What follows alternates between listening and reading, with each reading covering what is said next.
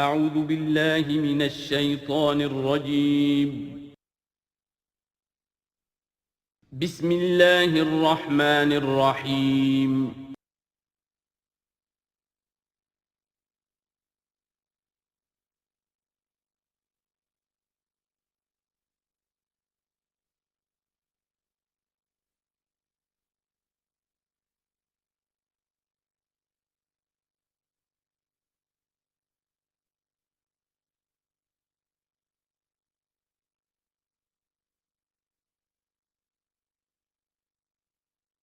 اعوذ باللہ من الشیطان الرجیم بسم اللہ الرحمن الرحیم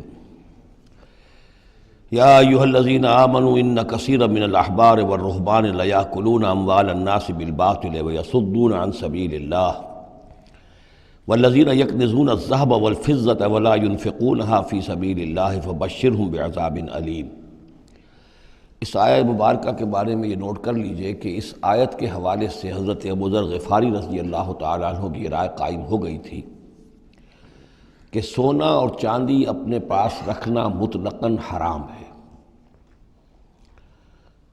جو لوگ کہ سونا اور چاندی اپنے پاس رکھتے ہیں، جمع کرتے ہیں، گاڑھتے ہیں، ان کو کنز بناتے ہیں، خزانہ بناتے ہیں، اس کے لیے تو یہ رائے اگرچہ ان کی صحیح نہیں تھی، اس لیے کہ جو دین کا عام قانون ہے وہ یہ ہے کہ انسان حلال ذریعے سے کمائے، اس میں سے جو وہ خرچ کرے اللہ کی راہ میں وہ ٹھیک ہے، اس کو اس کا اجر ملے گا۔ اگر وہ کچھ رکھتا ہے اپنے پاس تو وہ حرام نہیں ہے، بلکہ پھر یہ کہ وہ اس کی اولاد کو منتقل ہو جائے گا، قانون وراثت ہوگا۔ اگر اپنے پاس کچھ رکھنا ہی نہ ہو تو پھر وراثت کس چیز میں ہوگی؟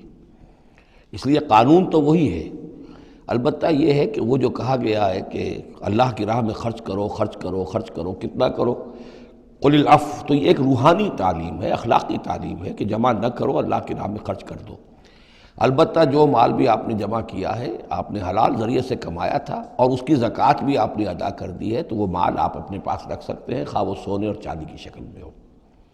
چنانچہ اسی پر پھر فیصلہ ہوا حضرت عثمان کے زمانے میں، اور چونکہ حضرت ابوذر غفاری اس پر اڑے ہوئے تھے اور اس سے ایک فتنہ پیدا ہو رہا تھا مسلمانوں کے اندر، ایک اختلاف، تو پھر حضرت ابوذر غفاری کو حضرت عثمان نے حکم دے دیا تھا کہ وہ مدینے سے باہر چلے جائیں۔ وہ پھر ایک صحرا میں کسی جگہ پر کٹیا ڈال کر رہتے تھے۔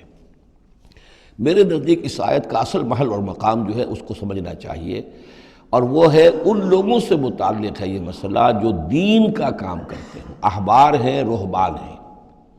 یہ لوگ اپنا وقت، اپنی صلاحیتیں، اپنی قوتیں لگاتے ہیں دین کے لیے۔ عام لوگوں کا معاملہ اور ہے، وہ کاروبار کر رہے ہیں، کوئی پروفیشن ہے، کوئی اپنا اور بزنس ہے، اس کے حوالے سے ان کے پاس آمدنی ہو رہی ہے۔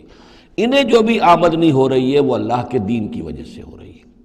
یہ اپنے پاس اگر رکھتے ہیں اور اپنا جائیدادیں بناتے ہیں اور دولت بناتے ہیں اور اپنے لیے پھر وہ اپنی نسلوں کے لیے اس کو وراثت میں منتقل کرتے ہیں، تو ان کے اوپر یہ آیت بعین ہی انہی الفاظ میں اس کا انطباق ہوگا، اس لیے کہ یہ سارا معاملہ احبار اور رہبان کے حوالے سے ہو رہا ہے۔ اس آیت کا سیاق اور سباق جو ہے کہ ظاہر بات ہے کہ ان کے لیے جو بھی کچھ ہے، یہ لٹمس ٹیسٹ یہ ہے، ہاں آپ اپنی ضرورت پوری کریں، جیسے حضور نے اپنی ضرورتیں پوری فرمائی، ازواج مطہرات کو بھی نان نفقہ دیتے تھے آپ اسی بیت المال میں سے، آپ اپنے عزیزوں کے ساتھ بھی کوئی حسن سلوک کرتے تھے تو وہیں سے کرتے تھے۔ کبھی بیت المال خالی ہے تو فاقہ بھی آ رہا ہے، لیکن ضرورتیں پوری کریں، جائیداد بنا کر نہ چھوڑ کر جائیں۔ یہ جو معاملہ ہے کہ اس کو جمع کیا جائے اور پھر وہ جائیداد بنے، میرے نزدیک آج بھی اگر آپ جاننا چاہیں علماء حق کون ہیں اور علماء سو کون ہیں، تو لٹمس ٹیسٹ یہ ہے، جو شخص اپنے دینی کیریئر کے نتیجے میں پھر جائیداد بنا کر اور دولت چھوڑ کر مرا ہو، وہ علماء سو میں سے لا محالہ، اس میں کسی شک و شبے کی گنجائش نہیں۔ میں اسے لٹمس ٹیسٹ کے طریقے سے بیان کر رہا ہوں۔ یوم یحمى علیہا فی نار جہنم فتکوی بہا جباہہم وجنوبہم، جس دن کہ ان کو تپایا جائے گا اس سونے اور چاندی کو جہنم کی آگ میں، اور پھر داغے جائیں گے ان سے ان کے پیشانیاں بھی اور ان کی پسلیاں بھی اور ان کی پیٹھیں بھی۔ ھذا ما کنزتم لانفسکم، یہ ہے وہ جو تم نے اپنے لیے جمع کیا تھا، لانفسکم فذوقوا ما کنتم تکنزون، تو اب مزہ چکھو اپنے اس کنز کا۔ ان عدت الشہور عند اللہ 12 شہرا، اللہ کے ہاں مہینوں کی تعداد 12 ہے، فی کتاب اللہ، اللہ کی شریعت میں، اللہ کے قانون میں، تکوینی بھی اور تشریعی بھی۔ یوم خلق السماوات والارض، جس دن سے کہ اللہ تعالیٰ نے پیدا کیا آسمانوں اور زمین کو۔ منہا اربعۃ حرم، ان میں سے 4 مہینے ہیں محترم، جن کو کہ اشہر حرم کہتے ہیں، جن میں جنگ وغیرہ جو ہے وہ جائز نہیں تھی۔ ذالک الدین القیم، یہ ہے سیدھا دین، ہمیشہ کا ضابطہ اور قانون۔ فلا تظلموا فیہن انفسکم، تو ان کے معاملے میں اپنے اوپر ظلم نہ کرو۔ وہ ظلم کیا کرتے تھے؟ قریش کی اپنی مصلحت ہوئی کہ کوئی مہم انہیں کوئی لڑائی کا معاملہ ہے ان کے درپیش ہے، وہ کہتے تھے اس سال یا اشہر حرم فلاں کی بجائے فلاں مہینے ہوں گے۔ وہ کیلنڈر کو الٹ پھیر کرتے رہتے تھے کہ اس مرتبہ جو ہے یہ عمرے کے لیے مہینہ رجب کا نہیں ہوگا، فلاں ہوگا۔ اس حوالے سے وہ کیلنڈر جو تھا ڈسٹربڈ تھا، لیکن ہوا ایسا ہے قدرت خداوندی سے کہ جس سال آپ نے آخری حج کیا ہے، حجۃ الوداع، تو اس سال وہ ساری جو غلطیاں ہوتی ہیں اس کے بعد وہ جو اس کا مجموعی اور آخری نتیجہ یہ تھا کہ صحیح جگہ پر وہ کیلنڈر آ گیا تھا۔ اسی لیے حضور نے اپنے خطبہ حجۃ الوداع میں کہا ہے کہ استدار الزمان کہیئتہ یوم خلق اللہ السماوات والارض، یہ زمانہ اور یہ کیلنڈر جو ہے، تقویم جو ہے، یہ پورا چکر لگا کر ساری غلطیوں اور ترمیموں میں سے ہو کر اب ٹھیک اسی جگہ پر پہنچ گئی ہے جس مقام پر کہ اللہ نے، جس تقویم پر کہ اللہ تعالیٰ نے آسمان اور زمین کو پیدا کیا تھا۔ اور آج کے بعد سے ان مہینوں کے اندر کوئی الٹ پھیر نہیں ہو سکے گا۔ وَقَاتِلُوا الْمُشْرِكِينَ كَافَّةً كَمَا يُقَاتِلُونَكُمْ كَافَّةً، اور مشرکوں سے بھی جنگ کرو ایسے ہی سب کے ساتھ جیسے کہ وہ تم سے جنگ کرتے ہیں، جڑ کر حل حال میں اور جمع ہو کر۔ وَاعْلَمُوا أَنَّ اللَّهَ مَعَ الْمُتَّقِينَ، اور جان لو کہ اللہ تعالیٰ جو ہے متقین کے ساتھ ہے۔ إِنَّمَا النَّسِيءُ زِيَادَةٌ فِي الْكُفْرِ، یہ جو مہینے کو ہٹا دینا تھا ادھر سے ادھر، یہ پھیر دینا جو ہے اشہر حرم کا، یہ بڑھائی ہوئی بات ہے کفر کی۔ يُضَلُّ بِهِ الَّذِينَ كَفَرُوا، اس کے ذریعے سے گمراہ ہوئے ہیں وہ لوگ جنہوں نے کفر کیا۔ يُحِلُّونَهُ عَامًا، حلال کر لیتے ہیں اس مہینے کو 1 سال، وَيُحَرِّمُونَهُ عَامًا، اور 1 سال اسے حرام قرار دے دیتے ہیں۔ لِيُوَاطِئُوا عِدَّةَ مَا حَرَّمَ اللَّهُ، تاکہ تعداد پوری کر لیں اس کی جو اللہ نے حرام ٹھہرائے ہیں۔ 4 مہینے حرام ہیں، آگے پیچھے پھیر کر، لیکن تعداد پوری کر دی۔ فَيُحِلُّوا مَا حَرَّمَ اللَّهُ، اس کا نتیجہ کیا نکلتا ہے کہ جو اللہ کی طرف سے محترم مہینہ تھا وہ ان کے حساب سے، ان کی غلطی سے پھر وہ حلال ہو جاتا ہے، پھر حلال کر لیتے ہیں وہ مہینہ جو اللہ نے حرام کیا ہے۔ زُيِّنَ لَهُمْ سُوءُ أَعْمَالِهِمْ، اسی طریقے سے ان کے جو برے اعمال ہیں ان کے لیے مزین کر دیے گئے، کھبا دیے گئے ان کی نگاہوں میں۔ وَاللَّهُ لَا يَهْدِي الْقَوْمَ الْكَافِرِينَ، اور اللہ کافروں کو ہدایت نہیں دیتا۔ یہاں وہ 5 رکوع ختم ہوئے ہیں کہ جن کا تعلق ہے نبی اکرم صلی اللہ علیہ وسلم کی بعثت خاصہ الی اہل العرب، اس کی تکمیل ہو گئی، اس کے مقاصد پورے ہو گئے، اس کے ضمن میں آخری احکام دے دیے گئے۔ اب جہاں سے جو شروع ہو رہا ہے 6 رکوع سے، یہ میں نے آپ کو بتایا تھا کہ یہ غزوہ تبوک کا مسئلہ ہے، اس کا پس منظر بھی بیان کر چکا ہوں۔ سن 6 میں صلح حدیبیہ ہوئی، حضور صلی اللہ علیہ وسلم نے اس کے بعد آپ اپنے پیغامبر، ایلچی، اپنے خطوط، نامہ ہائے مبارک بھیجے۔ باقی جگہوں پر جو ہوا سو ہوا، لیکن ایک شخص نے کہ جو رئیس بصرہ تھا، شرحبیل بن عمرو غسان کا، اور یہ تھا رومن امپائر کے تابع، ان کا باج گزار تھا، اس نے حضور کا جو وہاں گیا تھا نامہ بر خط لے کر گئے تھے حضرت حارث ابن عمیر ازدی رضی اللہ تعالی عنہ، انہیں قتل کر دیا، شہید کر دیا۔ سفیر کا قتل جو ہے وہ گویا کہ اعلان جنگ ہوتا ہے، لہذا حضور نے ایک لشکر تیار کیا، 3000 مسلمانوں کو جمع کیا، حضرت زید ابن حارثہ کو ان کے اوپر امیر بنایا اور لشکر بھیجا موتا کی طرف۔ یہ جنگ موتا ہوئی ہے سن 8 میں، جمادی الاولیٰ سن 8 میں جنگ موتا ہوئی ہے۔ اس میں ہوا یہ کہ وہاں سے رومیوں کا لشکر آ گیا 1 لاکھ کا، اور مسئلہ یہ پیدا ہوا کہ اب ہمیں مقابلہ کرنا چاہیے یا نہیں، لیکن مسلمانوں نے کہا کہ ہم تو شہادت کے شائق ہیں، شہادت ہے مطلوب و مقصود مومن، نہ مال غنیمت نہ کشور کشائی۔ تو جنگ ہوئی، نتیجہ یہ ہوا کہ حضرت زید بن حارثہ بھی شہید ہوئے۔ پھر حضور نے پہلے ہی بتا دیا تھا کہ اگر وہ شہید ہو جائیں تو پھر جعفر ابن ابی طالب جو حضور کے چچا داد بھائی تھے حضرت جعفر طیار، پھر وہ ہوں گے کمانڈر، انہوں نے چارج لیا، وہ بھی شہید ہو گئے۔ ان کے بعد حضور نے فرمایا تھا کہ عبداللہ ابن رواحہ انصاری ہوں گے، انہوں نے چارج سنبھالا، وہ بھی شہید ہو گئے۔ پھر آخر کار حضرت خالد ابن ولید نے خود اپنے ہاتھ میں کمان سنبھالی اور کسی طریقے سے وہ اپنے اس لشکر کو بچا کر لے آئے۔ تو یہ صورتحال ہوئی جنگ موتا کی۔ اس کے بعد نبی اکرم صلی اللہ علیہ وسلم نے پھر اعلان عام کیا کہ اب میں خود جاؤں گا، اور اب وہ جنگ تبوک کا مسئلہ ہوا کہ اب تمام مسلمان ہر صاحب ایمان کے لیے میرے ساتھ نکلنا ضروری ہے۔ ہم تبوک تک جائیں گے۔ تبوک آخری سرحد تھی کہ جو رومن امپائر جہاں سے شروع ہو جاتی تھی، یہ حجاز کا آخری شہر ہے۔ مدینے سے جہاں تک میرا اندازہ ہے کوئی 300 ساڑھے 300 میل شمال میں ہے، اور بڑا سخت جو ہے صحرا درمیان میں آتا ہے۔ شدید گرمی کا موسم تھا، شدید گرمی کا موسم، تب طویل سفر۔ ادھر فصل تیار تھی کہ کھجوریں پکی ہوئی تھی، اگر انہیں اتاریں گے نہیں وقت پر تو ضائع ہو جائے گی، اور اگر سب مرد چلے جاتے ہیں تو عورتیں تو کھجوریں نہیں اتار سکتی، یہ کھجور کا اتارنا جو ہے پھل کا وہ آسان کام نہیں ہوتا۔ یہ سارے ایسے امتحانات جمع ہو گئے کہ اس کے لیے اہل ایمان کا بھی آخری امتحان ہو گیا، جس کے نتیجے میں جو منافقین تھے ان کا گویا کہ تش تش بام ہو گیا، ان کا معاملہ، ان کی کمزوریاں، ان کی خباثتیں کھل کر سامنے آ گئیں۔ تو یہ یوں سمجھیے کہ یہ 11 رکوع منافقین کے موضوع پر قرآن مجید کا آخری مقام اور ذروۂ سنام ہے۔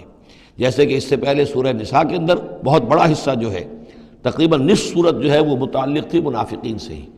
یہاں پر بھی یوں سمجھیے کہ یہ 11 رکوع جو ہیں وہ بہت سے مضامین اس میں آئیں گے، لیکن یہ کہ ایک جو درمیان میں یوں سمجھیے کہ جو دھاگا ہوتا ہے جس میں موتی پروئے ہوئے ہیں، ان میں وہی منافقین کا مضمون ہے۔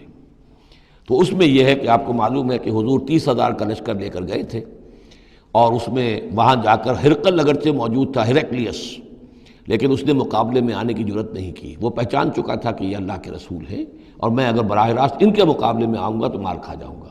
حضور وہاں مقیم رہے، وہاں کے آس پاس کے لوگ آئے، انہوں نے معاہدے کیے، اپنی سرحدوں کو آپ نے محفوظ کیا، اور پھر آپ واپس آ گئے۔ گویا کہ جنگ کی نوبت نہیں آئی، لیکن یہ کہ دھاک بیٹھ گئی حضور کی اور مسلمانوں کی کہ سلطنت روما نے پسپائی اختیار کی ہے، رومن امپائر مقابلے میں آنے کی ہمت نہیں کر سکی۔ تو وہ جو بھی جنگ موتا کی وجہ سے جو کچھ ہوا اکھڑی تھی، اللہ تعالیٰ نے اس ہوا کو دوبارہ جو ہے قائم کر دیا۔ بہرحال اس کے بعد یہ سلسلہ آگے بڑھا حضرت ابوبکر کے زمانے میں، کیونکہ حضور نے اپنے مرض وفات میں بھی ایک لشکر تیار کر دیا تھا، اور زید ابن حارثہ رضی اللہ تعالیٰ عنہ کے بیٹے حضرت اسامہ ابن زید کو اس کا سربراہ مقرر کیا تھا۔ جب آپ کا انتقال ہوا ہے تو وہ لشکر تیار تھا۔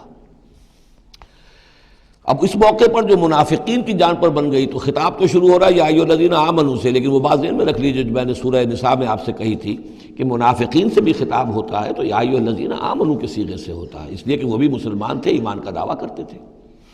یا ایھا الذین آمنوا ما لکم اذا قیل لکم انفروا فی سبیل اللہ ثاقلتم الی الارض، اے ایمان کے دعوے دارو، تمہیں کیا ہو گیا ہے جب تم سے کہا جاتا ہے نکلو اللہ کی راہ میں تو تم گرے جاتے ہو، دھنسے جاتے ہو زمین کی طرف، یعنی کہ وہ پاؤں من کے بھر کے ہو گئے اور اٹھا نہیں جا رہا، حوصلہ جو ہے جواب دے گیا۔ ارضیتم بالحیات الدنیا من الآخرہ، اب یہ وہی سرچنگ کویسچن، ذرا سوچو، کیا تم نے آخرت کی بجائے دنیا کی زندگی کو قبول کر لیا ہے؟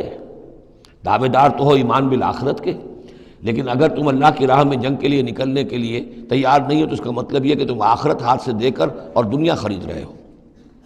فما متاع الحیات الدنیا فی الآخرۃ الا قلیل، تو جان لو کہ دنیا کی پوری زندگی کا ساز و سامان آخرت کے مقابلے میں کچھ بھی نہیں ہے، نہ ہونے کے برابر ہے، بہت قلیل۔ الا تنفروا، اگر نہیں نکلو گے اللہ کی راہ میں، یعذبکم عذابا علیما، تمہیں عذاب دے گا، دردناک عذاب، ویستبدل قوما غیرکم، اور تمہیں ہٹا کر کسی اور قوم کو لے آئے گا۔ اس نے اپنے دین کا جھنڈا اٹھوانا ہے، تم نہیں اٹھاتے، تمہیں دفع کرے گا، ریجیکٹ کرے گا، مردود کر دے گا، اور کسی اور قوم کو لے آئے گا۔ ولا تضروہ شیئا، اور تم اللہ کا کوئی نقصان نہیں کر سکو گے۔ واللہ علی کل شیء قدیر، اللہ ہر چیز پر قادر ہے۔ الا تنصروہ، اگر تم ان کی مدد نہیں کرو گے یعنی حضور کی، فقد نصرہ اللہ اذ اخرجہ الذین کفروا ثانی اثنین اذ ہما فی الغار، جبکہ کافروں نے انہیں اپنے گھر سے اور مکے سے نکلنے پر کر دیا تھا، جبکہ دو میں کے دوسرے تھے، دو ہی تھے، حضور تھے اور حضرت ابوبکر تھے رضی اللہ تعالی عنہ۔ اذ ہما فی الغار، جبکہ وہ دونوں غار میں تھے۔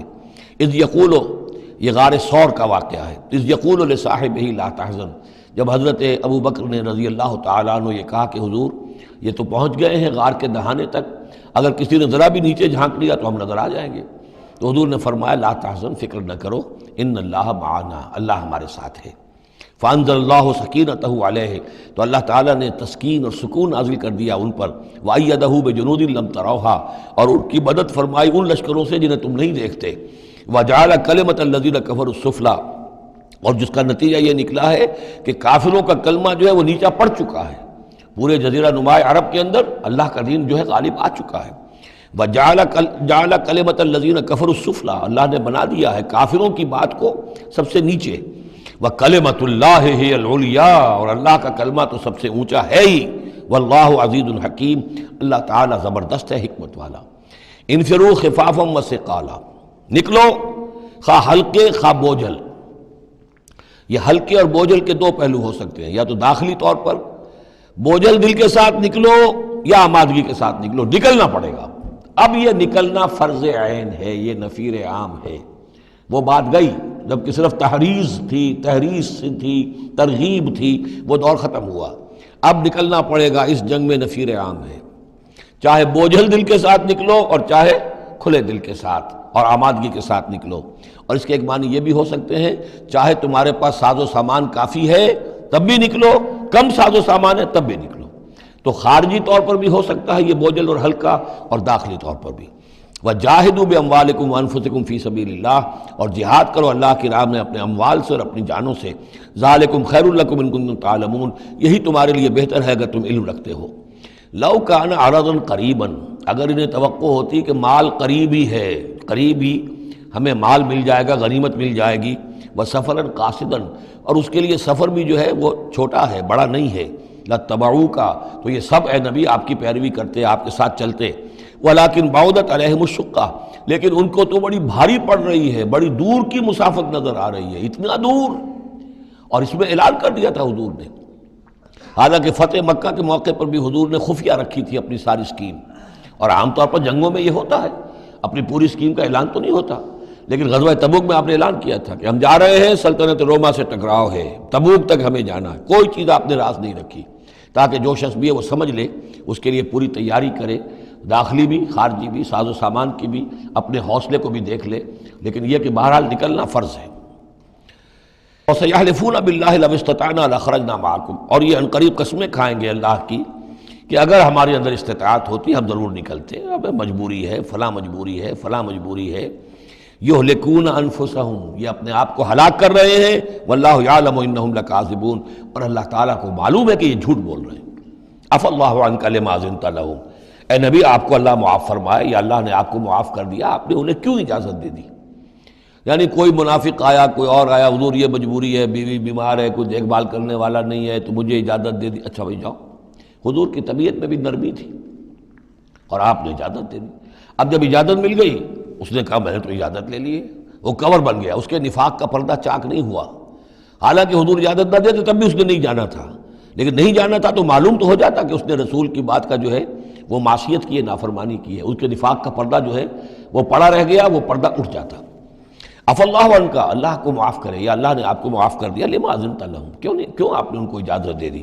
حتی یتبین لک الذین صدقوا وتعلم الکاذبین، یہاں تک کہ آپ کے لیے واضح ہو جاتا کون صادق الایمان ہے، کون سچے مسلمان ہیں، اور آپ جان لیتے کون جھوٹے ہیں، اس لیے کہ انہوں نے پھر بھی نہیں جانا تھا، آپ اجازت نہ دیتے تب بھی رہ جانا تھا، اور اس سے یہ ہے کہ ان کے نفاق کا پردہ جو ہے وہ فاش ہو جاتا۔ لا یستأذنک الذین یؤمنون باللہ والیوم الآخر، وہ لوگ جو اللہ اور یوم آخر پر ایمان رکھتے وہ آپ سے اجازت کے طالب ہو ہی نہیں سکتے۔ ان یجاہدوا باموالہم وانفسہم، کیا وہ اس سے اجازت مانگیں گے کہ انہیں معاف کر دیا جائے اللہ کی راہ میں جہاد نہ کرنے سے جانوں اور مال کے ساتھ؟ ایمان کا تو لازمی تقاضا ہے۔ پھر وہی وہ جو ڈیفینیشن میں نے آپ کو بتائی ہے سورہ حجرات میں، انما المؤمنون الذین آمنوا باللہ ورسولہ ثم لم یرتابوا وجاہدوا باموالہم وانفسہم فی سبیل اللہ، وہ تو اس کا جزو لازم ہے، شرط لا ینفک ہے۔ لہذا جو لوگ اللہ پر اور یوم آخر پر ایمان رکھتے ہیں وہ آپ سے ایگزمپشن نہیں مانگ سکتے جہاد فی سبیل اللہ سے۔ واللہ علیم بالمتقین، اور اللہ تعالیٰ جو ہے اپنے متقی بندوں سے خوب واقف ہے۔ انما یستأذنک الذین لا یؤمنون باللہ والیوم الآخر، اصل میں جو اجازت مانگ رہے ہیں آپ سے، ایگزمپشن مانگ رہے ہیں، رخصت مانگ رہے ہیں، یہ وہ لوگ ہیں جو حقیقتاً اللہ پر اور یوم آخر پر ایمان نہیں رکھتے۔ وارتابت قلوبہم، اور ان کے دل جو ہے شکوک میں پڑ گئے ہیں۔ سورہ حجرات کی اس آیت میں کیا ہے؟ انما المؤمنون الذین آمنوا باللہ ورسولہ ثم لم یرتابوا، پھر شک میں نہ پڑے۔ یہاں فرمایا وارتابت قلوبہم، ان کے دلوں کے اندر شکوک کے ڈیرے ہیں۔ فہم فی ریبہم یترددون، اور وہ اپنے اسی شک و شبے کے اندر بھٹک رہے ہیں۔ تردد بھی یہی ہوتا ہے، تذبذب، تردد، چلوں نہ چلوں، یہ جو متردد ہو جاتا ہے آدمی، کبھی چاہتا ہے چلنا چاہیے بھائی، ورنہ تو یہ کہ اب وہ ہے بالکل پردہ فاش ہو جائے گا اور میں منافق قرار دے دیا جاؤں گا۔ اس کے بعد پھر یہ کہ پھر نہیں، کوئی نہ کوئی جھوٹی بہانہ بناؤ، قسم کھا لو۔ وَلَوْ أَرَادُوا الْخُرُوجَ لَأَعَدُّوا لَهُ عُدَّةً، اور اگر انہوں نے نکلنے کا ارادہ کیا ہوتا تو اس کے لیے ساز و سامان فراہم کرتے، جیسے کہ کیا جاتا ہے، آدمی سفر کے لیے تیاری کرتا ہے۔ انہوں نے تیاری نہیں کی۔ وَلَٰكِن كَرِهَ اللَّهُ انبَعَاثَهُمْ، تو اللہ تعالیٰ ہی نے ان کا نکلنا پسند نہیں فرمایا۔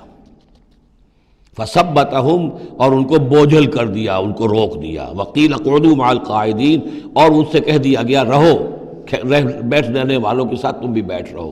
اس کی حکمت آگے آئے گی۔ لو خرجوا فیکم، اگر یہ نکلتے آپ کے ساتھ، اے مسلمانوں تمہارے ساتھ، ما زادوکم الا خبالا، تو نہ اضافہ کرتے تمہارے لیے مگر خرابی کا۔ دلوں میں روگ تھا، وہاں جا کے فتنے اٹھاتے، آپس میں لڑاتے، کوئی اور کچھ کرتے، لہذا ان کا بیٹھ رہنا بھی حکمت پر مبنی ہے، اللہ تعالیٰ کی طرف سے، گویا کہ اس میں بھی ایک خیر ہے۔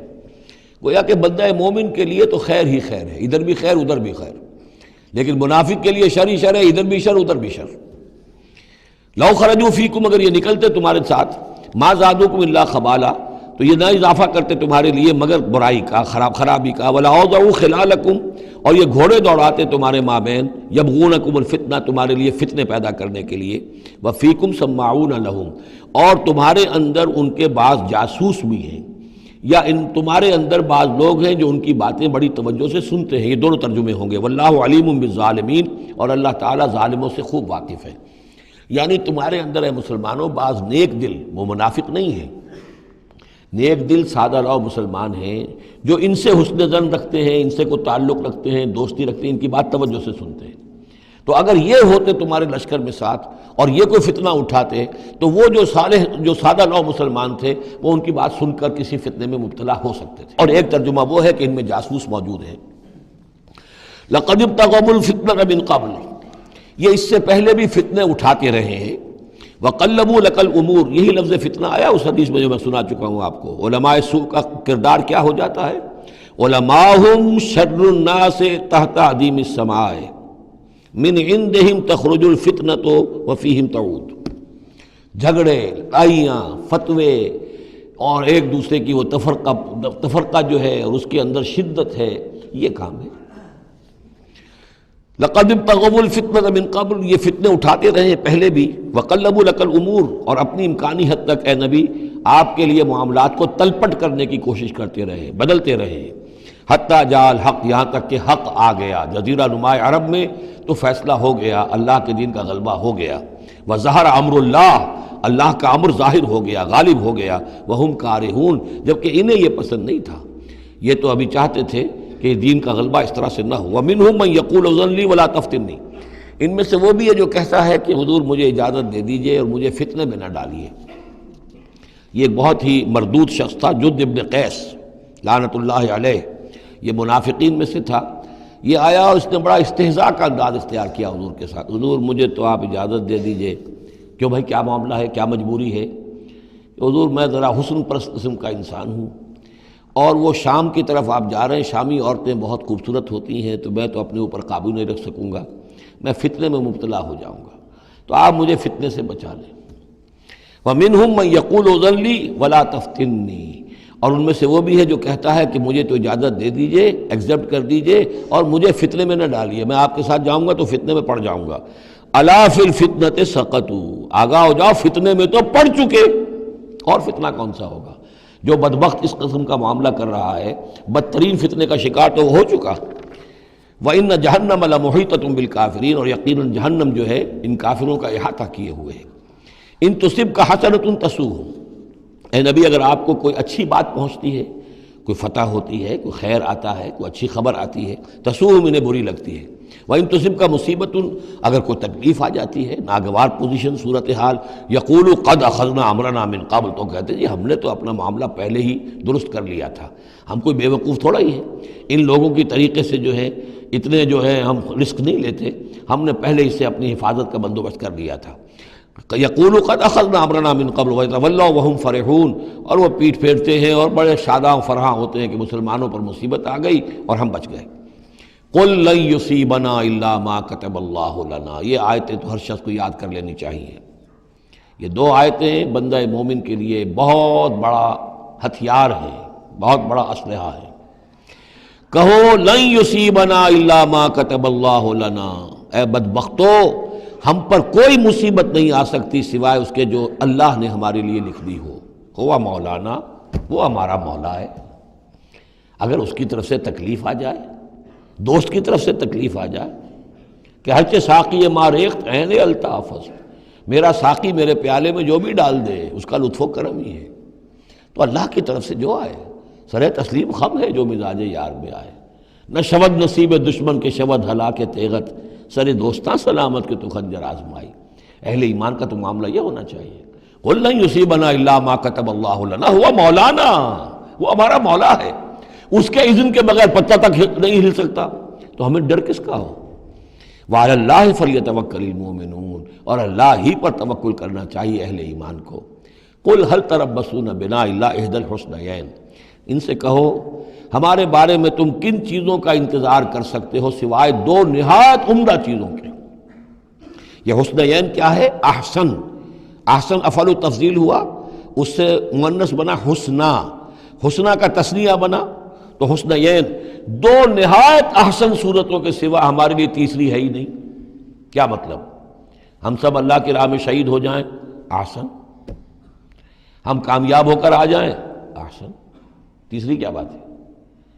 تو ہمارے لیے تو خیر ہی خیر ہے، ڈراتے ہمیں کس سے ہو؟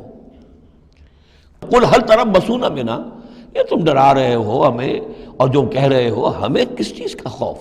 ہمارے لیے دو انجام ہو سکتے ہیں ممکن، اور دونوں ہمارے نزدیک نہایت احسن ہیں۔ اللہ کی راہ میں شہادت مل جائے، شہادت ہے مطلوب و مقصود مومن، نہ مال غنیمت نہ کشور کشائی۔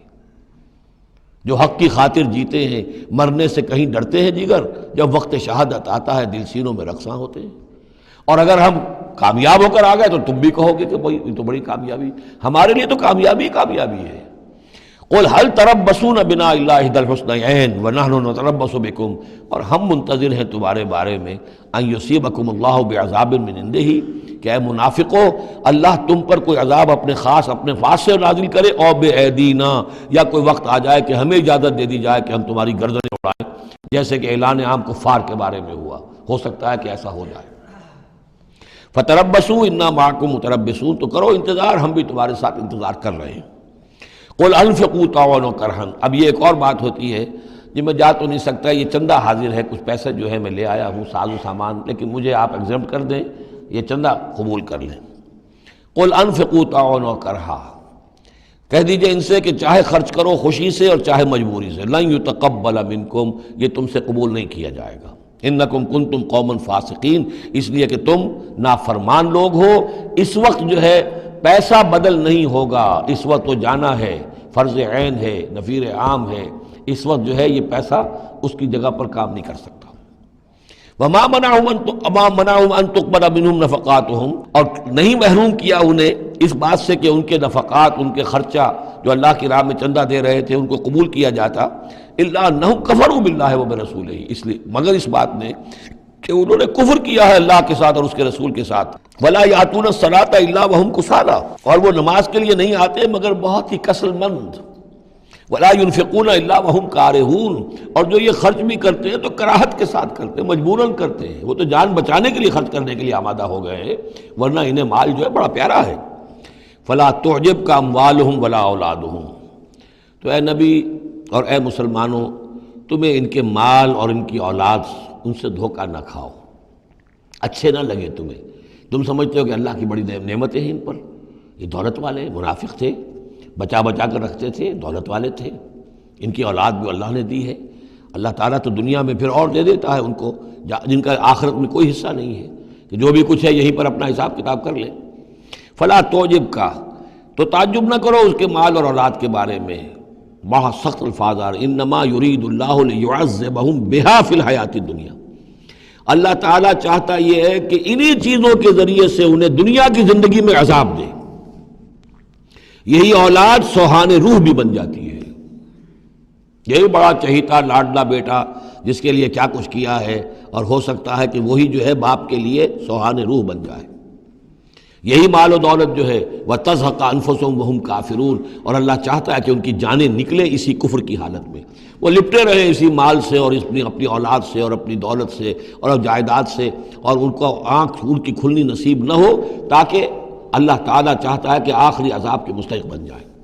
فلا تعجبک اموالهم ولا اولادهم انما يريد الله ليعذبهم بها في الحیاۃ الدنیا وتزهق انفسهم وهم کافرون ويحلفون بالله انهم منکم لمنکم، اور وہ قسمیں کھا کر کہتے ہیں ہم بھی آپ کے ساتھ ہیں، مسلمانوں میں سے ہی ہیں، ہماری بات کا اعتبار کیجئے۔ وما هم منکم، لیکن مسلمانوں یہ حقیقت میں تم میں سے نہیں ہے، ولکنہم قوم یفرقون، بلکہ اصل میں یہ ڈرے ہوئے خائف ہیں، خوف کی وجہ سے جب اسلام کا غلبہ ہو گیا ہے یہ اپنے آپ کو مسلمان ظاہر کر رہے ہیں۔ لو یجدون ملجا و مغارات و مدخلا، اگر یہ پالیں کہیں کوئی پناہ کی جگہ یا کوئی غار مغارات اور مدخلا جہاں سر گھسانے کی جگہ ہو، لولوا الیہ وہم یجمعون، تو یہ اسی کی طرف لوٹ جائیں گے اور اپنی رسیاں توڑا لیں گے، جیسے کوئی جانور رسی توڑا کے بھاگتا ہے۔ یہ تو خوف ہے ان کا کہ اب دین غالب آ گیا جزیرہ نما عرب میں، اب جائیں کہاں ہم؟ اگر کوئی جائے پناہ ہوتی ان منافقین کے لیے، کہیں سر گھسانے کی جگہ ہوتی، چھپانے کی جگہ ہوتی، تو یہ بھاگ گئے ہوتے۔ وَمِنْهُمْ مَنْ يَلْمِزُكَ فِي الصَّدَقَاتِ، اور اے نبی ان میں سے وہ بھی ہیں جو آپ پر الزام لگاتے ہیں، ملامت کرتے ہیں آپ کو صدقات کے بارے میں۔ حضور جب زکوٰۃ کا مال آتا تھا تو آپ تقسیم کرتے تھے، اب ظاہر بات ہے کہ لوگ ہیں کھڑے ہیں، کسی کو کچھ زیادہ ہو گیا کسی وقت، کسی کو آپ نے سمجھا کہ زیادہ مستحق زیادہ دے دیا، تو ایک منافق تھا اس نے حضور کو ٹوک دیا، اعدل یا محمد، اے محمد عدل کرو، یہ کیا کر رہے ہو، ناانصافی کر رہے ہیں۔ تو حضور کو غصہ آیا اس پر صلی اللہ علیہ وسلم، ان لم عادل فمن یعدل، اگر میں عدل نہیں کروں گا تو کون کرے گا؟ لیکن یہ کہ بہرحال اس کا بھی ذکر ہو رہا ہے، وَمِنْهُمْ مَنْ يَلْمِزُكَ فِي الصَّدَقَاتِ، ان میں سے وہ لوگ بھی ہیں جو آپ پر تان کرتے ہیں خیرات کے بانٹنے میں، صدقات اور زکوٰۃ کی تقسیم میں۔ فَإِنْ أُعْطُوا مِنْهَا رَضُوا، اگر انہیں کے کھتے بھر دیے جائیں، انہیں دیا جائے تو راضی ہیں۔ وَإِنْ لَمْ يُعْطَوْا مِنْهَا إِذَا هُمْ يَسْخَطُونَ، اور اگر انہیں نہ دیا جائے تو پھر وہ ناراض ہو جاتے ہیں، غصے ہوتے ہیں، لال پیلے ہوتے ہیں۔ وَلَوْ أَنَّهُمْ رَضُوا مَا آتَاهُمُ اللَّهُ وَرَسُولُهُ، اور اگر وہ راضی رہتے اس پر جو دیا انہیں اللہ نے اور اس کے رسول نے، وَقَالُوا حَسْبُنَا اللَّهُ، اور کہتے اللہ ہمارے لیے کافی ہے، سَيُؤْتِينَ اللَّهُ مِنْ فَضْلِهِ وَرَسُولُهُ، ان قریب پھر بھی بعد میں بھی اللہ تعالیٰ اور اس کے رسول ہمیں اپنے فضل سے نوازتے رہیں گے، اِنَّا إِلَى اللَّهِ رَاغِبُونَ، ہم اللہ کی طرف رغبت کرنے والے ہیں۔ اگر یہ کہتے، کاش کہتے تو کتنا اچھا ہوتا۔ اب یہاں ان صدقات کی مدیں بیان کر دی ہیں، جو زکوٰۃ کی یہی آیت ہے، مشہور آیت کہ صدقات جو زکوٰۃ کی جو مدیں ہیں وہ کون کون سی ہیں۔ انما الصدقات، زکوٰۃ جو ہے تو سب سے پہلے للفقراء، مفلسوں کے لیے، والمساکین، محتاجوں کے لیے، والعاملین علیہا، اور جو بھی زکوٰۃ کا بندوبست کریں گے، زکوٰۃ جمع کریں گے، تحصیلدار ہوں گے، زکوٰۃ کا حساب کتاب رکھیں گے، زکوٰۃ تقسیم کریں گے، وہ اس کے عاملین علیہا ہیں، ان کی تنخواہیں اس میں سے دی جائیں گی۔ والمؤلفۃ قلوبہم، اور تالیف قلب کے لیے، کچھ لوگ ہوتے تھے جب تک ایک تحریک اور دعوت چل رہی ہے، بعض لوگ ہوتے ہیں معاشرے کے اندر صاحب حیثیت ہوتے ہیں، انہیں کچھ دے دلا دیا جائے تو ان کی مخالفت کم ہو جاتی ہے، ساتھی نہ بنے، کم سے کم یہ کہ ان کا مخالفت کا زور شور جو ہے کم ہو جائے، تو یہ تالیف قلب کے لیے۔ یہ مد جب اسلام غالب ہو چکا تو اس کے بعد سے ختم ہو گئی۔ اس کے بارے میں فقہا کا کہنا یہ اس وقت تک تھا جب تک کہ ابھی وہ تحریک اور دعوت چل رہی تھی، لیکن ویسی ہی سچویشن پھر کبھی دوبارہ پیدا ہو سکتی ہے تو پھر یہ مد جو ہے اس کے اندر یہ شامل ہو جائے گی۔ وفر رقاب، گردنوں کے چھڑانے میں، اور گردنوں کے چھڑانے میں کسی پر تاوان آ گیا ہے، کوئی شخص جو ہے وہ مقروض اتنا ہو گیا ہے کہ اس سے نہیں نکل پا رہا ہے، لہذا ایک یہ کہ لم سم مدد کر کے اسے گویا کہ اس کی گردن چھڑا دی جائے۔ والغارمین، جن پر تاوان بھرنا پڑے۔ وفی سبیل اللہ، اور ایک مد جو ہے فی سبیل اللہ بھی ہے، مطلب یہ ہے کہ اللہ کی راہ میں جہاد، دعوت اور اقامت دین کی جد و جہد میں بھی یہ رقم خرچ ہو سکتی ہے، لیکن اولین مستحق یہ ہے۔ انفاق فی سبیل اللہ خود اللہ کل کا کل دین کے لیے ہے، اللہ کے دین کے لیے، دعوت، تبلیغ اور جو بھی اقامت دین کی جد و جہد ہے اس کے لیے۔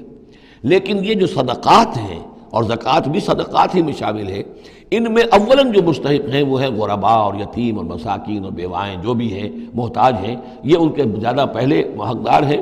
البتہ یہ کہ اگر کسی شخص کے پاس اس طرح کی رقم بچ جائے کہ جو اس کے قریب میں جو بھی رشتہ دار ہیں، غرباء ہیں، یتامہ ہیں، مساکین ہیں، ان کو دے چکا ہے، اور وہ باقی وہ کسی دین کے کام میں دینا چاہے تو دے سکتا ہے۔ وفی سبیل اللہ وابن السبیل، اور مسافر کے لیے۔ فریضۃ من اللہ، یہ اللہ تعالیٰ کی طرف سے معین ہو گیا ہے۔ یہی لفظ آیا ہے بار بار سورہ نساء میں، جہاں کے جو احکام آئے تھے وراثت کے۔ واللہ علیم الحکیم، اور اللہ تعالیٰ سب کچھ جاننے والا ہے، کمال حکمت والا۔ ومنہم الذین یؤذون النبی، ان میں سے وہ لوگ بھی ہیں جو نبی کو ایذا پہنچاتے ہیں، وَيَقُولُونَ هُوَ أُذُنٌ، اور وہ کہتے ہیں یہ تو نرے کان ہی کان ہے۔ ایک تو محاورہ ہمارے یہاں کان کا کچا ہونا وہ اور معنی میں ہے، لیکن یہ کہتے تھے کہ ہم نے جا کر جھوٹ بولا، حضور میری بیوی بیمار ہے، اور انہوں نے مان لیا کہ یہ کان ہی کان ہے۔ یہ صرف جو کچھ کہہ دیتے ہیں مان لیتے ہیں، سن لیتے ہیں، ہوا اذن، یہ تو نرے کان ہے بس۔ یہ بھی حضور کی توہین۔ وَمِنْهُمُ الَّذِينَ يُؤْذُونَ النَّبِيَّ وَيَقُولُونَ هُوَ أُذُنٌ قُلْ أُذُنُ خَيْرٍ لَكُمْ، کہہ دیجئے یہ کان تمہارے لیے بہتر ہیں، بہتری کے لیے ہیں، تمہاری خیریت اسی میں ہے۔ یؤمن باللہ ویؤمن للمؤمنین، یہاں پہ یہ ایمان کے ساتھ بے اور لام کا فرق واضح ہو جائے گا۔ وہ یقین رکھتے ہیں اللہ پر اور بات مان لیتے ہیں مومنوں کی، یہ ان کی شرافت ہے، یہ ان کی نجابت ہے، یہ ان کی مروت ہے۔ وہ جانتے ہیں تم جھوٹ بول رہے ہو لیکن نہیں کہتے کہ تم جھوٹ بول رہے ہو۔ یہ شرافت اور مروت کا معاملہ ہے، یہ نہیں ہے کہ انہیں معلوم نہیں ہے۔ بندہ مومن جو ہے وہ تو یہ ہے کہ اتقوا فراست المومن، مومن کی فراست سے ڈرو، فإنہ ینظر بنور اللہ، وہ اللہ کے نور سے دیکھتا ہے۔ تو جو عام مومن کا معاملہ یہ ہو تو رسول کا معاملہ کیا ہوگا؟ کیا انہیں پتہ نہیں چلتا تھا کہ جھوٹ بول رہے ہیں؟ لیکن آپ کی مروت اور شرافت۔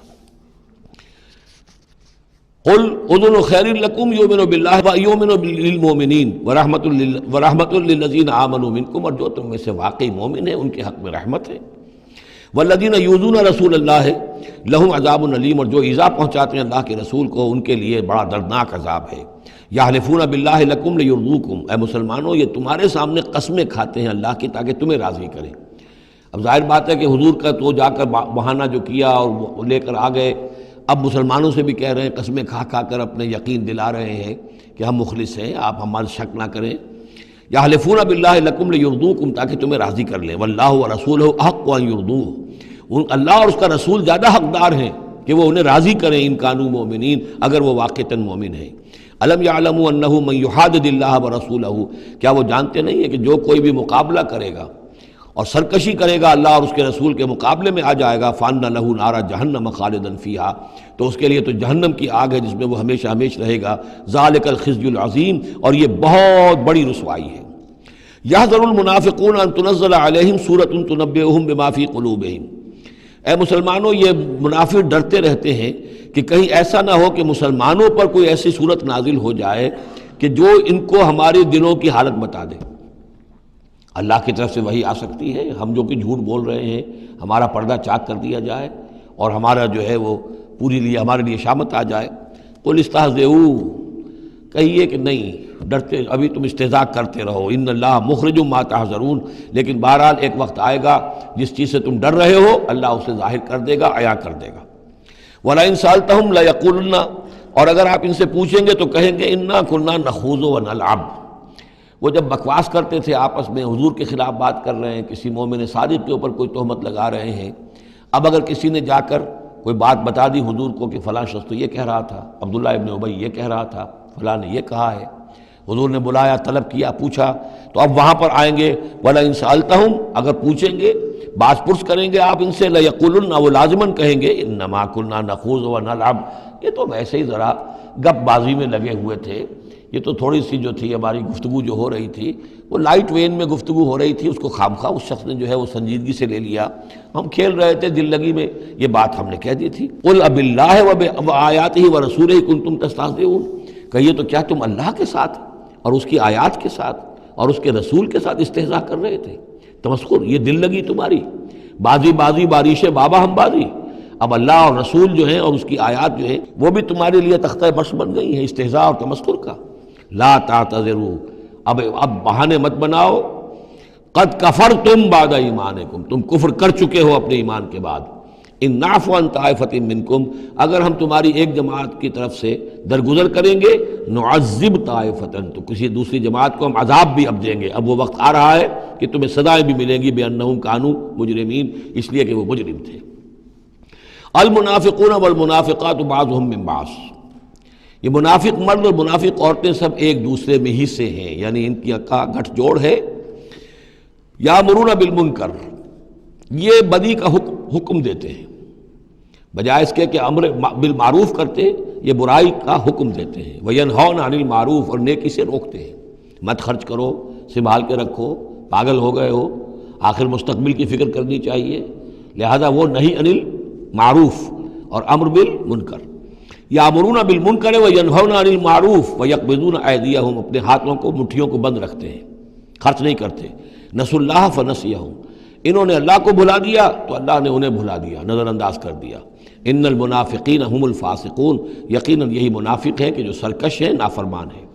وعد اللہ المنافقین والمنافقات والکفار نار جہنم خالدین فیہا، اللہ نے وعدہ کیا ہے ان منافق مردوں اور منافق عورتوں سے اور تمام کفار سے آگ کا، جہنم کے آگ کا، خالدین فیہا، جس میں وہ ہمیشہ ہمیشہ رہیں گے، ہی حسبہم، بس وہی ان کے لیے کفایت کرے گی، ولعنہم اللہ، اور اللہ تعالیٰ نے ان پر لعنت فرما دی ہے، ولہم عذاب مقیم، اور ان کے لیے عذاب ہے قائم رہنے والا، مسلسل دائم اور قائم عذاب۔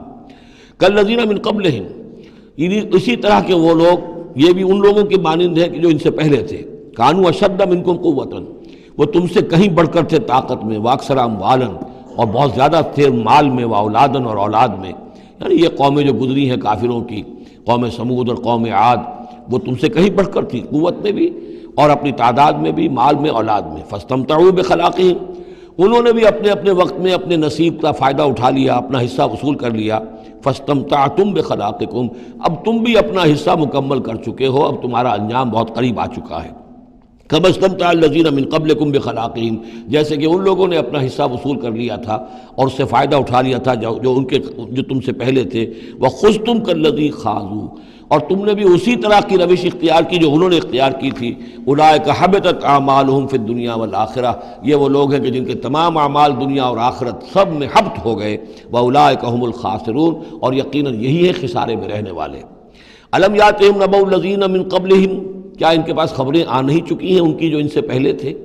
قوم نوح وعاد وثمود وقوم ابراہیم واصحاب مدین والمؤتفکات، نوح کی قوم اور عاد اور سمود اور قوم ابراہیم، یہ واحد مقام ہے قرآن مجید میں جس میں قوم ابراہیم کا بھی تذکرہ اس انداز میں ہے کہ شاید ان پر بھی عذاب آیا ہو، لیکن صراحتاً اس کا ذکر پورے قرآن میں کہیں نہیں۔ وہ اصحاب مدین، اور مدین کے لوگ، والمؤتفکات، اور ان بستیوں کی جو الٹ دی گئی تھی، سدوم اور عمورہ، اتتہم رسلہم بالبینات، آئے ان کے پاس ان کے رسول واضح احکام لے کر، واضح نشانیاں لے کر۔ فما کان اللہ لیظلمہم، تو اللہ تعالیٰ ان پر ظلم کرنے والا نہیں تھا، لیکن کانوا انفسہم یظلمون، بلکہ وہ اپنے اوپر خود ہی ظلم ڈھاتے رہے۔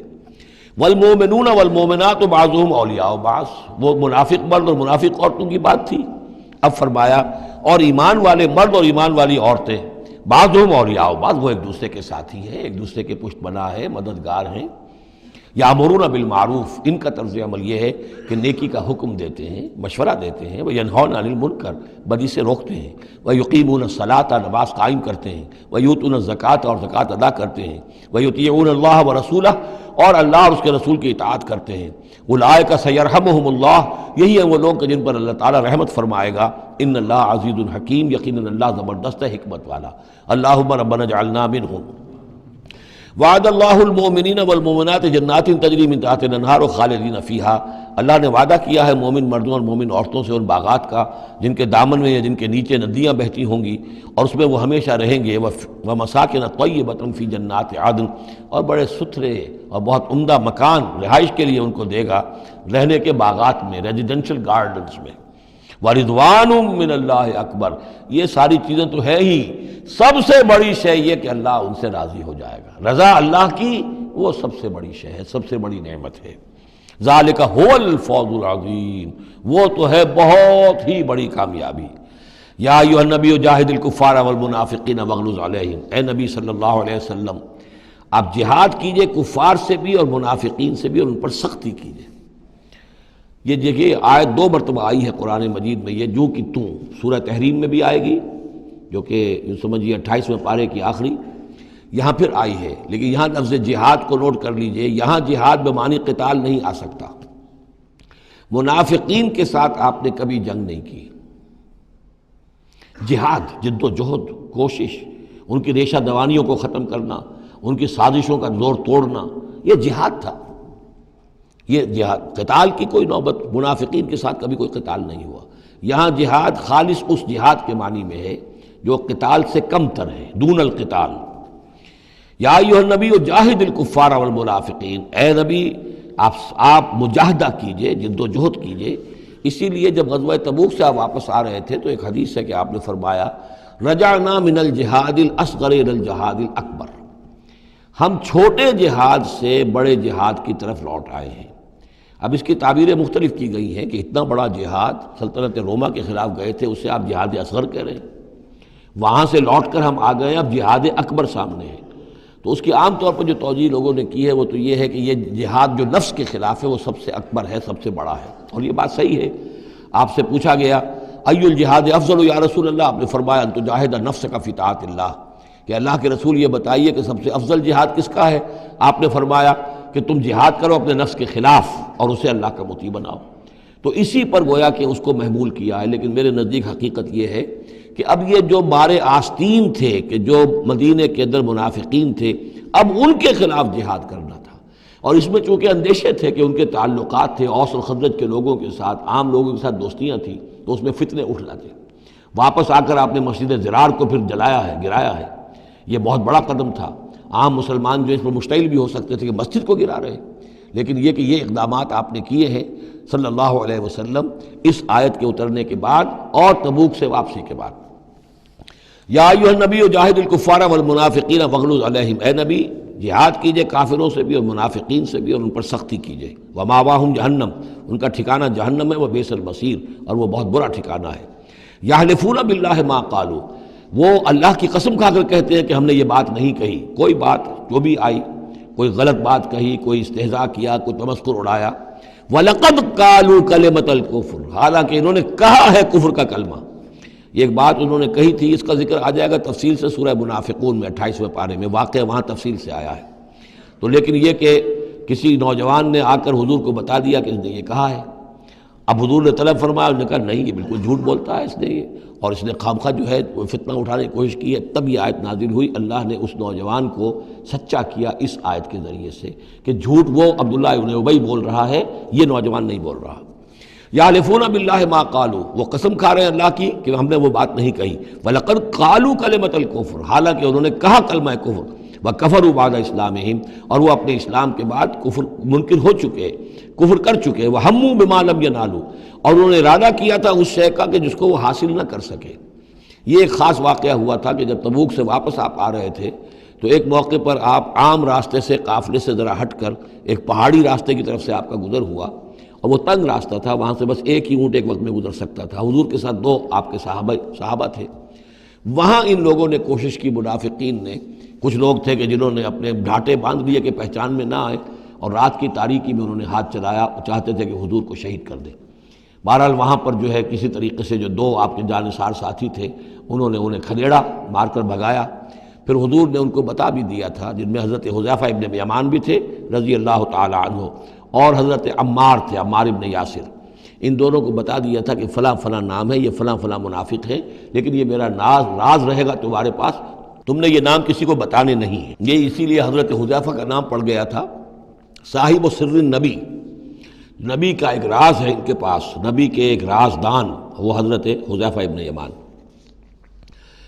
وَهَمُّوا بِمَا لَمْ يَنَالُوا، انہوں نے تو ارادہ کیا تھا وہ چیز جو وہ حاصل نہ کر سکے۔ وَمَا نَقَمُوا إِلَّا أَنْ أَغْنَاهُمُ اللَّهُ وَرَسُولُهُ، اور یہ نہیں انتقام لے رہے مگر اس شے کا کہ اللہ نے اور اس کے رسول نے انہیں غنی کر دیا ہے۔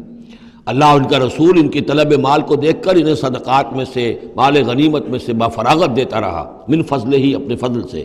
وَإِن يَتُوبُوا يَكُ خَيْرًا لَّهُمْ، اب بھی اگر توبہ کر لیں تو یہ ان کے لیے بہتر ہوگا۔ وَإِن يَتَوَلَّوْا، اور اگر وہ پیٹ موڑیں گے، يُعَذِّبُهُمُ اللَّهُ عَذَابًا أَلِيمًا، اللہ انہیں عذاب دے گا بہت دردناک عذاب، فی الدنیا والآخرہ، دنیا میں بھی اور آخرت میں بھی۔ وَمَا لَهُمْ فِي الْأَرْضِ مِنْ وَلِيٍّ وَلَا نَصِيرٍ، اور پوری زمین میں ان کے لیے نہ کوئی ولی ہوگا، پشت پناہ ہوگا، مددگار ہوگا، اور نہ ہی کوئی حامی ہوگا۔ وَمِنْهُمْ مَنْ عَاهَدَ اللَّهُ، اب یہ وہ 3 آیتیں آ گئی ہیں جو میری تقریروں میں بہت مرتبہ آئی ہیں، ہم مسلمانان پاکستان کے لیے خاص لمحہ فکریہ ہیں۔ مدینہ کے منافقین کی ایک خاص قسم کا تذکرہ ہو رہا ہے۔ وَمِنْهُمْ مَنْ عَاهَدَ اللَّهُ، ان میں سے وہ لوگ بھی ہیں جنہوں نے اللہ سے عہد کیا تھا، لَئِنْ آتَانَا مِنْ فَضْلِهِ، اگر اللہ ہمیں اپنے فضل سے نواز دے گا، غنی کر دے گا، دولت دے دے گا، دولت مند کر دے گا، لَنَصَّدَّقَنَّ وَلَنَكُونَنَّ مِنَ الصَّالِحِينَ، ہم خوب صدقہ خیرات کریں گے اور نیک بن جائیں گے۔ فَلَمَّا آتَاهُم مِّن فَضْلِهِ، جب اللہ نے انہیں نواز دیا اپنے فضل سے، غنی کر دیا، بخلوا بہ، اب اس دولت کے ساتھ بخل کیا، وتولوا وہم موردون، اور پیٹھ موڑ لی اور اعراض کیا، فعاقبہم نفاقا فی قلوبہم، تو اللہ نے سزا کے طور پر ڈال دیا ان کے دلوں میں نفاق۔ عاقبہم، عقوبت، سزا۔ دنیا میں نقد سزا یہ ملتی ہے اللہ سے کوئی وعدہ کر کے پھر جانے کی کہ نفاق جو ہے وہ دل میں پیدا ہو جاتا۔ یہ نفاق ہے پاکستان کے مسلمانوں کا روگ۔ پاکستان بنایا تھا، پاکستان کا مطلب کیا؟ لا الہ الا اللہ۔ ہندوستان کے مسلمان نے ووٹ دے کر اپنا فرض کفایہ ادا کر دیا کہ جاؤ بھائی، تم جو ہم پہ گزرے گی سو گزرے گی، تم جاؤ اور اسلام قائم کرو۔ ہم نے کیا کیا ہے؟ 50 برس سے زائد ہو گئے، کیا کیا ہے؟ اسلام کہاں ہے؟ یہ بے وفائی، یہ بد عہدی، اس کا نتیجہ کیا ہے؟ 3 نفاق ہیں جو اس قوم کے اوپر مسلط ہو گئے۔ نفاق باہمی، اب وہ قوم نہیں رہی، قومیتوں میں تحلیل ہو چکی ہے، اب عصبیتیں ہیں، صوبائیت ہے، لسانیت ہے، اور نہ معلوم کیا کچھ ہے، فرقہ واریت ہے۔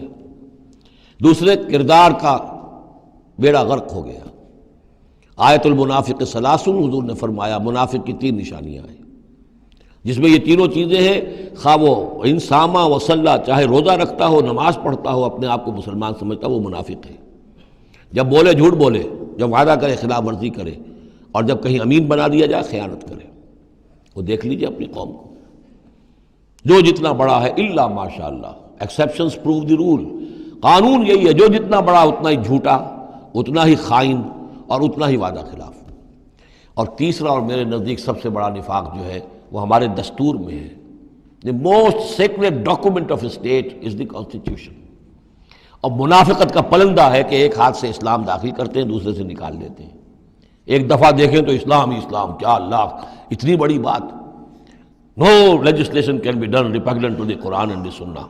اتنی بڑی بات۔ یہ تو معلوم ہوتا ہے کہ سورہ الحجرات کی پہلی آیت کا ترجمہ کر کے دستور میں لکھ دیا، لیکن اس کے ساتھ ہی اس کے اوپر کوئی اس پہ عمل کرنا ضروری نہیں ہے، وہ لکھی رہے گی بس۔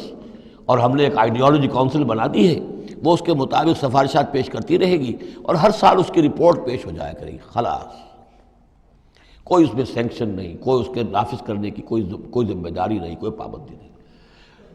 فیڈرل شریعت کورٹ، کیا کہنے ہیں فیڈرل شریعت کو، بڑے بڑے چوٹی کے علماء، اور کیا کیا تنخواہیں ان کو ملی ہیں، اور کیا کیا مراعات ملی ہیں، وہ سب کچھ ہے، لیکن صورت کیا ہے؟